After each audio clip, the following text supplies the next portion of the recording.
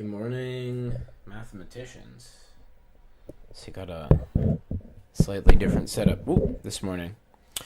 Also, I just found out where I am. There is going to be fire alarm testing soon, so I may end stream immediately with a loud noise, but not to worry. I'm fine if that happens. But my hearing may not be. Yeah. Anyways, hope everyone's doing well. Sorry that I haven't been available the last couple days. Gotta give my own stream a like. Hello, Edit Smith.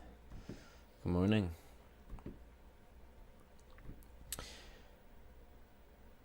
Yeah.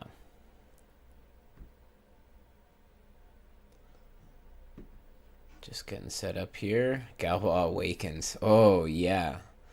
That would be... I definitely want to make like a...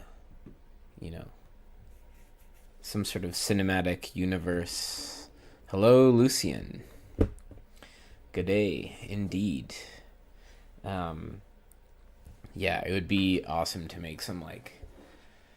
when I was younger, I had this concept for like a fantasy novel where the magic system was like math based, and so like I wouldn't come out and say it, but like I would try to slowly reveal to the reader that it's math based. I'd talk about these weird symbols that they learn, but so like what it would be is like you could be a firebender basically if you understood the physics of fire and the math behind it like well enough, and that would like allow you to cast it. So anyways, yeah, of course, Galois Awakens, to me, that just sounds like one of the installments in this series where, I don't know, some Galois, some dark wizard or some dragon or something that's just super OP and awakens. Okay, so the Galois Cohomology SAGA continues, where we're looking at couple products, and we have our favorite exact sequence built out of like induction and co-induction, and we're supposing that it splits. You thought you were a fantasy nerd? Yes, exactly, GM. That's exactly what I'd be going for there. Yeah. Just tricking kids into liking math. The usual. Okay. So M star, these are maps from G to M. First and foremost. And that the first homomorphism in the sequence sends M to phi M. And oh, sorry, I misread the statement. We're proving that this is a split exact sequence. I see. And we let S for phi and M star. Let S be... I see. We're this is going to be like the section thing. A homomorphism of abelian groups, and so this is true as abelian groups. Okay. Do I kind of want to stop to think through this for a second? I mean, this is the thing that happens all the time in linear algebra, right? But I feel like this is the first time I've seen it here. Is this a new book? No. Well, Edit Smith, when's the last time you were in stream? We're still looking at Milne. This is Milne.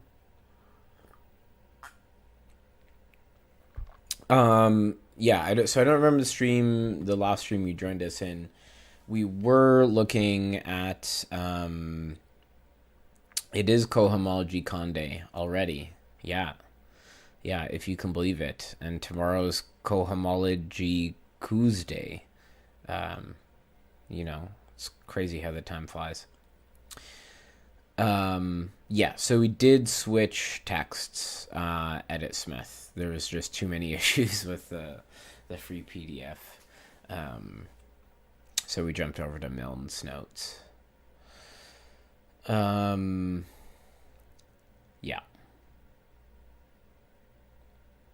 Right, so we produce this homomorphism. That goes back. Yeah, I guess it must be. Yeah, okay, this makes sense to me. Does this make sense to you guys, though? You guys should tell me if things don't make sense. Okay, cut products. Nice.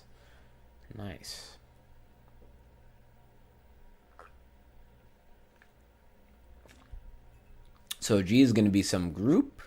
We've got a pair of G modules. We write, okay, important thing to note here. M tensor N means M tensor N over Z regarded as a G module, not tensored over ZG.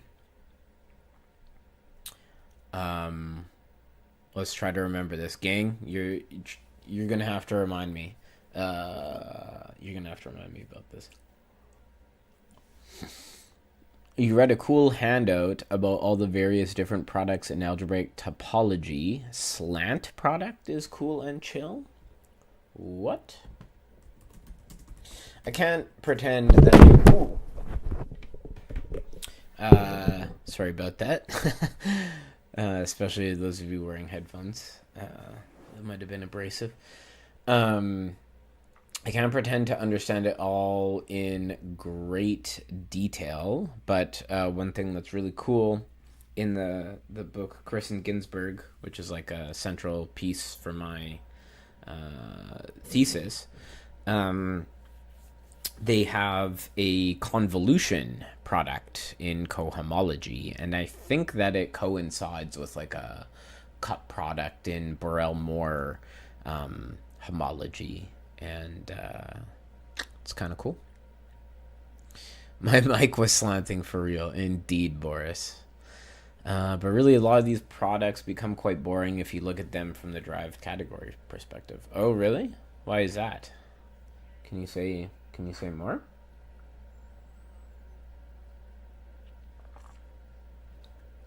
Just giving more recipes for each. The slant product is a pairing between singular homology and singular cohomology. Post-compose.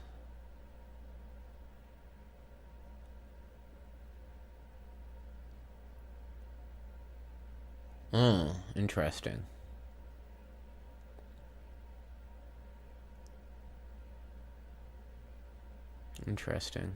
Okay.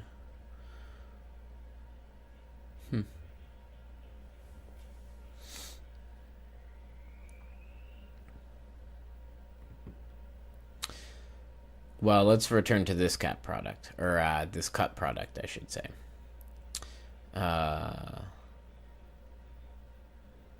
So, we've got our G modules, we've got our tensor product action.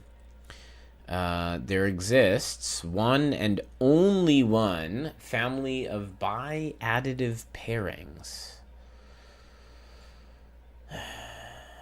So just bi-additive, so just like bi-abelian group homomorphisms, basically.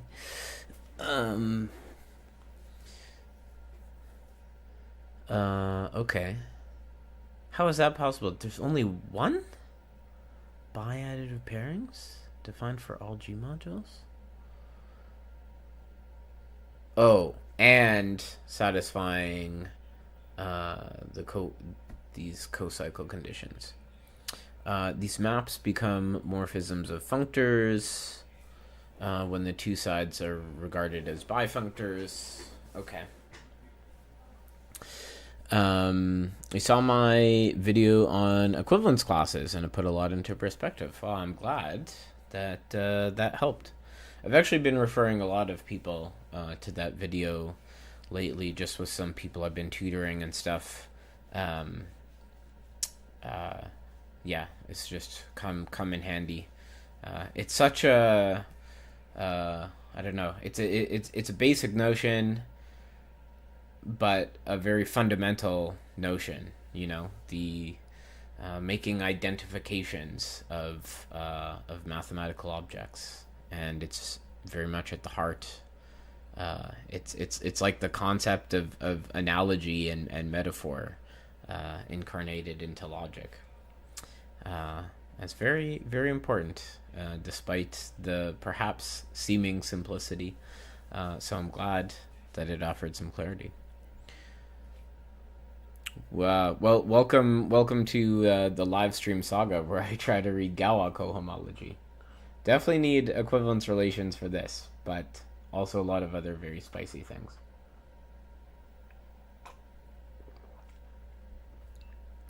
Okay, for r equals s equals 0, the pairing is just sending a pair. But why did they write the first thing as a pair? Shouldn't it be m tensor n to m tensor n? Why would he write the first thing as a pair? Unclear. If so, we have an exact sequence of G modules.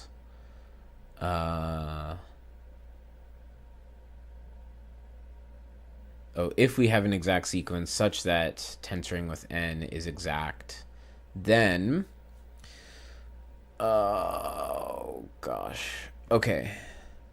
Delta m double prime cupped with n is delta of m double prime cupped with n. Okay. For the connecting homomorphism. Sure. Oh boy. We're gonna need to there's a lot of data in this theorem. Wow. Takes several pages to write out the details, but the proof is not difficult. Today is Sarah's birthday? Oh my god. Maybe we should have been reading Sarah. How old is Sarah today? Is it Jean-Pierre Sarah? Is that did I get it right there? Oh, there should have been a dash. Yeah, born September 15th, 1954. Yeah, happy birthday, Sarah. Wait, no, he won the Fields Medal in 1954. He was born in 1926. Very, very different times. Wow, 99. About to cross the big 100. Gonna be up. Yeah. It should be written out of MG cross. Yeah, I thought in the back of my mind I was thinking, oh, maybe he meant MG cross, and then I mean if it is by additive, it should reduce to that tensor product, right? It should induce a unique tensor product map there. Oh yeah, and then that's exactly what you said in the rest of your comment. Yeah. When you get stuck on a proof, you identify your head and the surface of the wall repeatedly. Yeah. Yeah, Boris, that might actually be slowing you down. Literally. Yeah, smash product. Exactly. Yeah. Don't be fooled when algebraic topologists are writing about the smash product, using the smash product in their book. They're really it's just a code word for banging their head against the wall.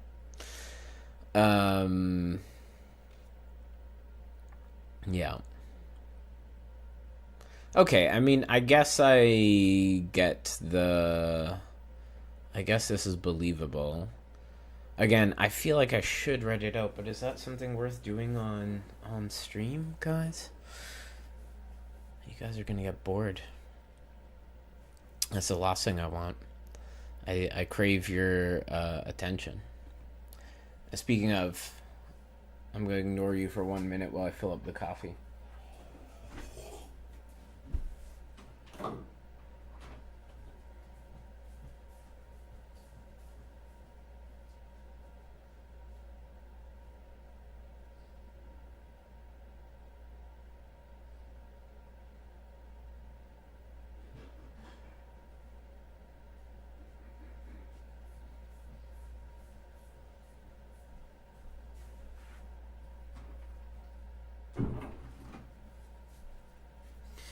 Okay, gang, we're back. Oh, I should have grabbed my water as well.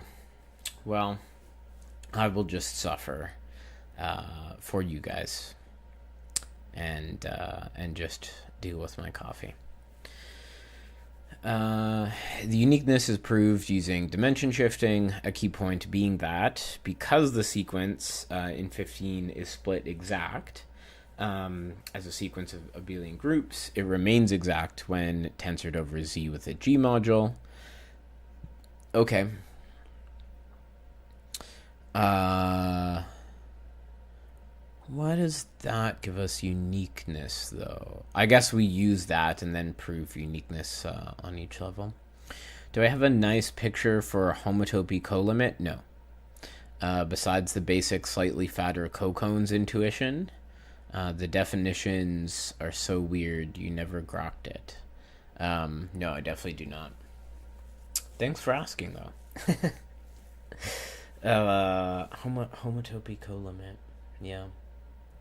I don't think I know almost anything about homotopy colimits.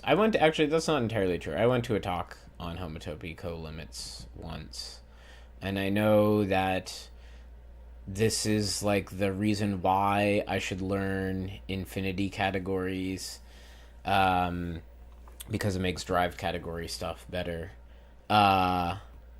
Holy crap, gang. We have an absolute legend in the chat with us right now. Mr. Billy Woods, or is it Dr. Billy Woods? I don't know. It's been a long time since I've heard from you. For those who don't know, I think it's been a while since Billy Wood has uploaded any content, but he's got some absolutely fantastic algebraic number theory videos. Highly recommend checking those out, or if someone's asking you for recommendations on intro algebraic number theory stuff, highly recommend the channel. Anyways, a little old-fashioned nowadays. The cohomology only really started to click for you when you learnt about it via universal delta functors / Eilenberg-Steenrod axioms. That is actually something, I think Peter May's book has something on, I think there's a chapter of like the axiomatic approach to cohomology, right?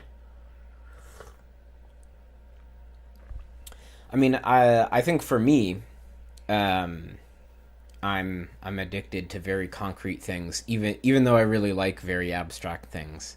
I need to do lots of computations, but I think I think now would probably be a good time in my life to revisit the Eilenberg-Steenrod axioms and do things from that approach.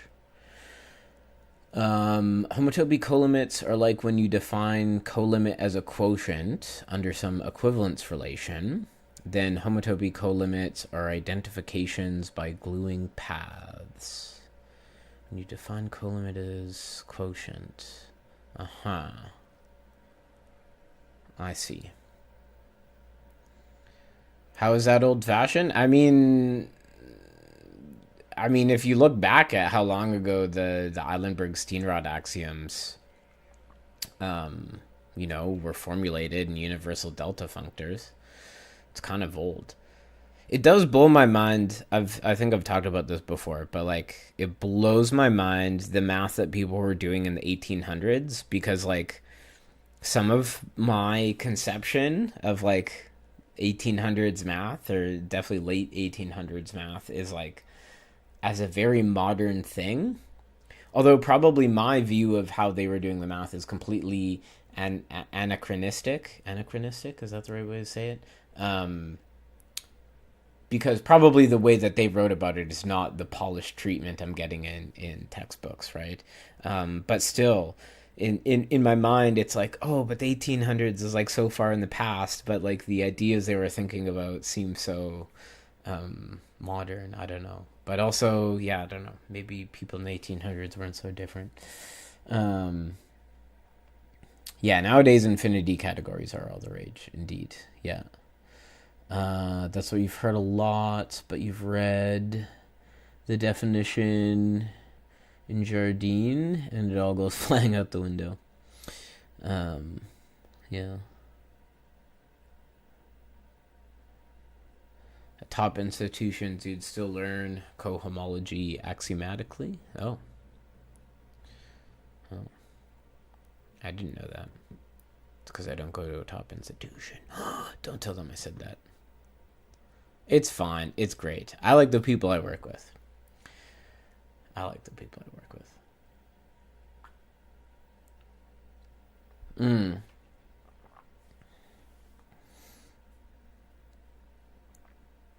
You refuse to learn infinity categories until you're forced to for some concrete reason. I wouldn't say I refuse. It's just, I try, but it's also just harder because it's like there actually isn't a strong reason for me to do that. There's a much stronger reason for me to just write my thesis.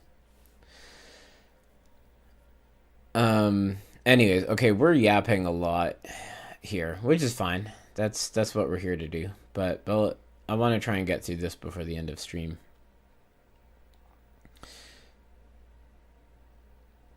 Yeah.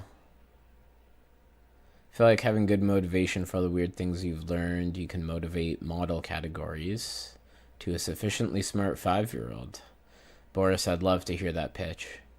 But you don't know why infinity categories are necessary. Well, because you can't state the modern version of the categorical local language without them. Obviously. Yeah.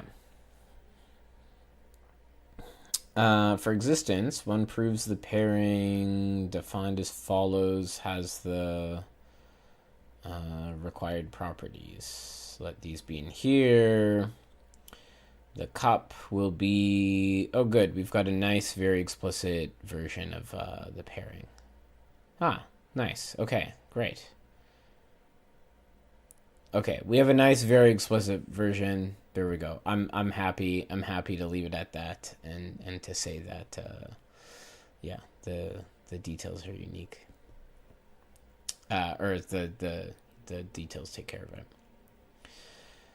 We've got associativity in our cat products. That's nice. We've got, I don't know, what would you call this? Skew commutativity. Respects restriction, co-restriction, and inflation. Oh, wait. There's something interesting going on with co-restriction. That's a freakier thing.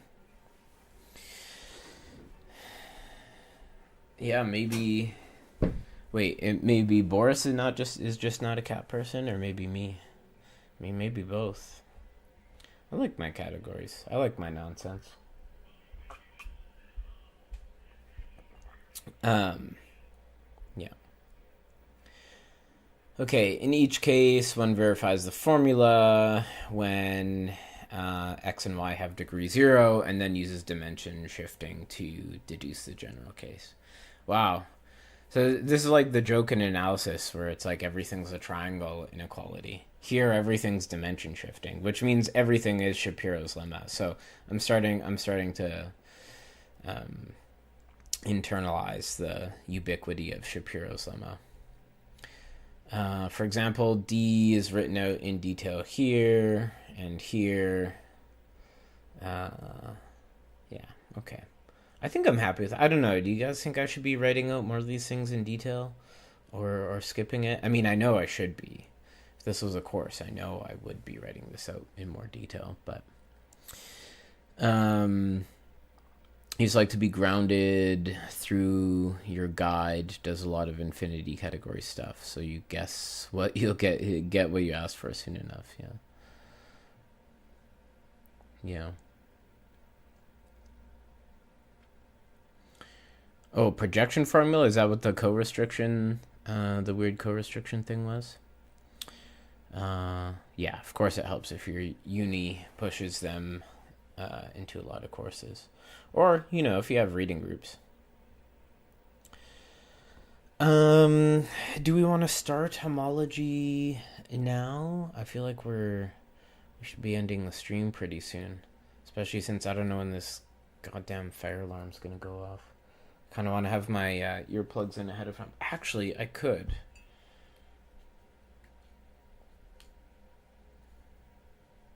I'm just gonna put them in now. I don't need to hear you guys. I can't hear you guys. And I couldn't before I put these in.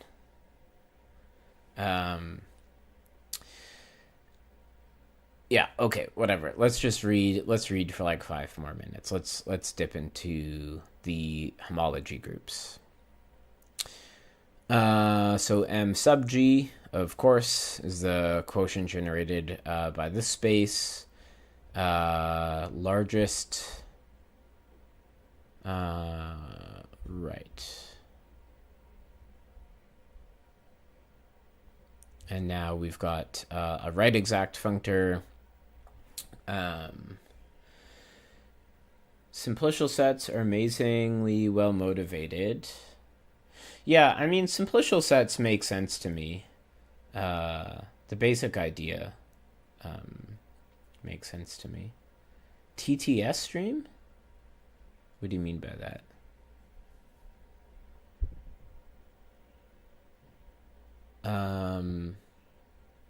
Yeah.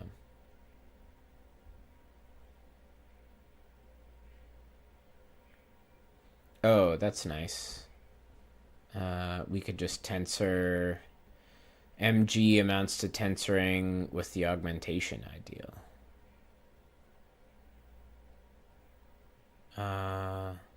Which is the kernel of this map, I see. Don't forget the homotopy theory of infinity categories is Quillen equivalent to the homotopy theory of categories with weak equivalences.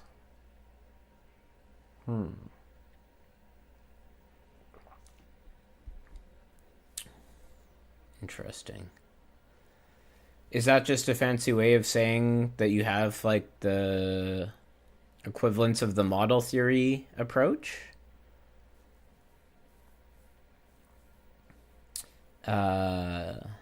Text to speech. I wonder. I think sometimes don't like Twitch streamers. Sometimes like if you pay money, you get to send a text to speech message or something. Maybe I should be doing that. Simplicial sets make sense, and you're almost there. Okay, cool. I mean, yeah, like I've seen the basic, like I get the basic definition of an infinity category. Like I know whatever it's like simplicial sets with the horn lifting property or whatever. I forget the technical thing.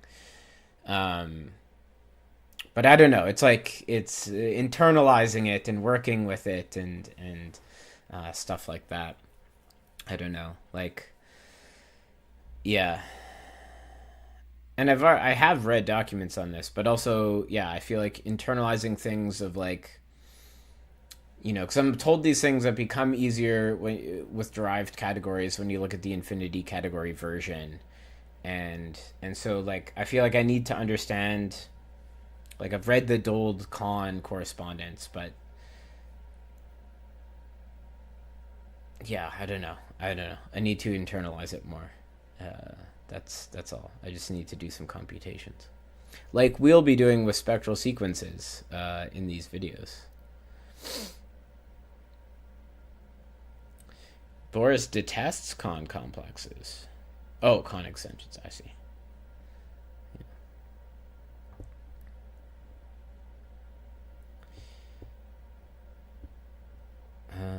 So, for homology, we take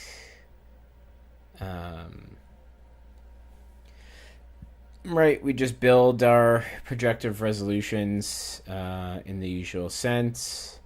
Let's skip ahead to where we get a nice explicit formula for our maps. Are we not going to write down an explicit formula for our chain maps? No? Oh. I thought we'd have a nice concrete one, like in the case of cohomology.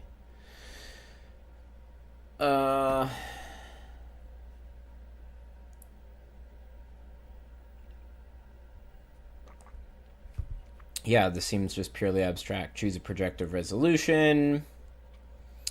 Define cohomology as usual.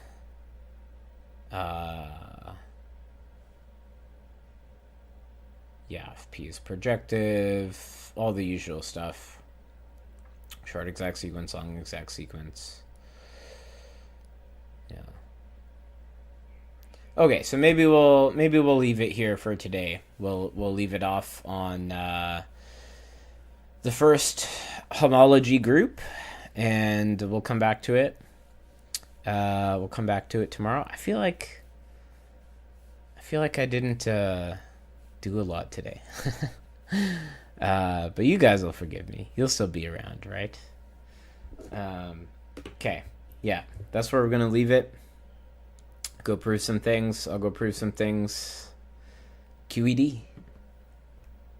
Oh, didn't end.